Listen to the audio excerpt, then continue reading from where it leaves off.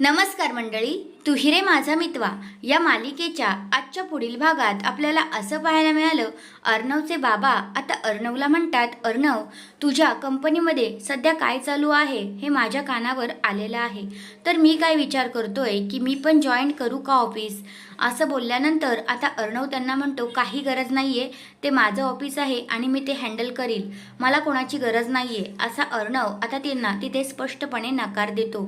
आणि मग आता अर्णवच्या बाबांना थोडंसं वाईट वाटतं आणि ईश्वरी पण अर्णवकडे बघतच बसते. दुसऱ्या बाजूला अर्णव आता सगळे काही पेपर्स जे आहेत जे चेक करत असतो, त्यावर त्याला एक गोष्ट कळते, ती म्हणजे अशी की त्या राकेशनी विकलेले नाही आहेत शेअर, तर गहाण ठेवलेले आहेत.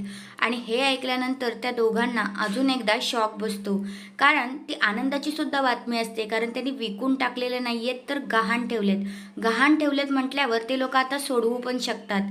तर हा आहे आजचा पुढील भाग. तुम्हाला कसा वाटला ते कमेंट करून नक्कीच सांगा. धन्यवाद.